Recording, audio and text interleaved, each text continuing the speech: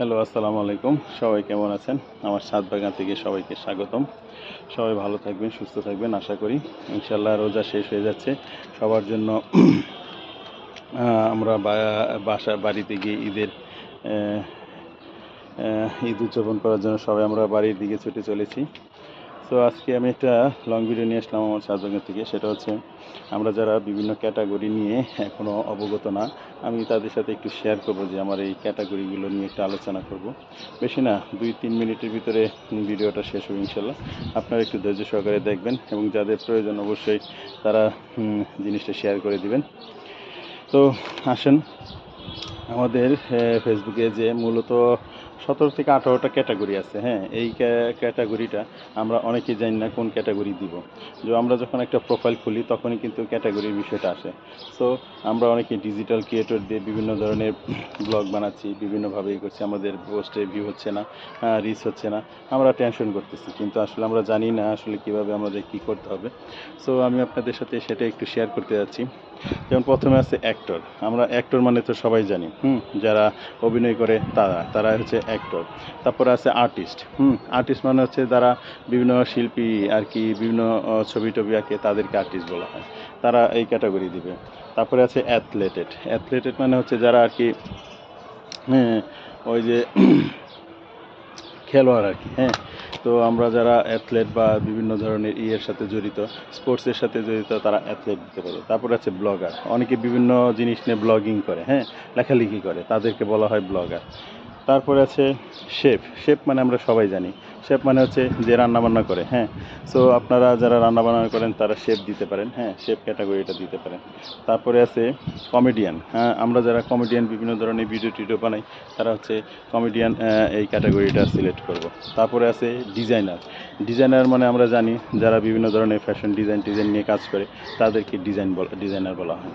So আমরা এই designer নিয়ে আলোচনা করব। তারপর হচ্ছে ডিজিটাল ক্রিয়েটর হচ্ছে যে আমরা ফেসবুকে বিভিন্ন ধরনের বিভিন্ন নিয়ে আলোচনা করি, হ্যাঁ, ফেসবুক বিষয়ক, হ্যাঁ, তাদেরকে বলা হয় ডিজিটাল ক্রিয়েটর। হ্যাঁ, তারা হচ্ছে ডিজিটাল ক্রিয়েটর দিবে। তারপর হচ্ছে এন্টারপ্রেনার হচ্ছে আমরা যারা উদ্যোক্তা, হ্যাঁ, তারা আমরা এই ক্যাটাগরিটা সিলেক্ট করব। আমাদের দেশে অনেক উদ্যোক্তা আছে, তারা এই ক্যাটাগরিটা সিলেক্ট করলে পারে তাদের এগুলো তাদের কাছেই পৌঁছাবে ইনশাল্লাহ। কারণ আমরা যেরকম সেই জিনিসটা তার কাছে পৌঁছানোটা বেটার না, তাহলে হচ্ছে পোস্টে ভিউ এবং রিচ হবে। তারপরে আছে ফ্যাশন মডেল। আমরা যারা ফ্যাশন মডেল নিয়ে কাজ করি, তারা অবশ্যই ফ্যাশন মডেলটা দিব। তারপর হচ্ছে গেমার। যারা আমরা গেম নিয়ে করি আর কি, যেমন আমরা অনেকে ফেসবুকে বা বিভিন্ন ওয়েবসাইটে গেম খেলি, তাদেরকে বলা হয় গেমার। বিভিন্ন ধরনের গেম করি, হ্যাঁ, তাদেরকে বলা হয় গেমার।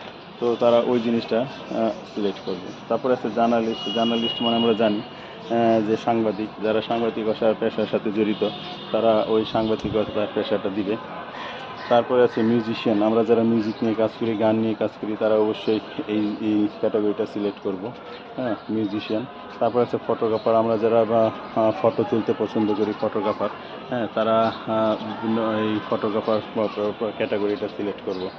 তারপরে আছে ভিডিও ক্রিয়েটর, যেমন আমার মতো, আমি সব ধরনের ভিডিও বানাই। আমি নার্সারির ভিডিও বানাই, গাছের ভিডিও বানাই, হ্যাঁ, বিভিন্ন ধরনের ভিডিও বানাই। আমরা তারা এই ভিডিও ক্রিয়েটর দিব। তারপরে আছে পাবলিক ফিগার। আমরা জানি যারা বেশি পরিচিত, হ্যাঁ, পলিটিশিয়ান হতে পারে, অ্যাক্টর হতে পারে, তারা পাবলিক ফিগার দিব। তারপরে আছে রাইটার মানে যারা লেখক যারা আছে, তারা ওই লেখক ক্যাটাগরিটা সিলেক্ট করব। তারপরে আছে পলিটিশিয়ান। আমরা পলিটিশিয়ান যারা বিভিন্ন ধরনের রাজনীতির সাথে যুক্ত, তারা পলিটিশিয়ান ক্যাটাগরিটা সিলেক্ট করব। তারপরে আছে ফান পেজ। হ্যাঁ, ফান পেজটা হচ্ছে আমরা যারা বিভিন্ন ফান ভিডিও বানাই, তাদের এই ফান পেজটা উল্লেখ করব। সো আপনাদের সাথে এই জিনিসগুলো নিয়ে শেয়ার করলাম। যদি আপনাদের ভিডিওটা ভালো লাগে অবশ্যই লাইক করবেন, একটা কমেন্ট করবেন, অবশ্যই যদি অন্যজনকে দেখানোর ইচ্ছা থেকে অবশ্যই শেয়ার করবেন। ধন্যবাদ সবাইকে, ভালো থাকবেন।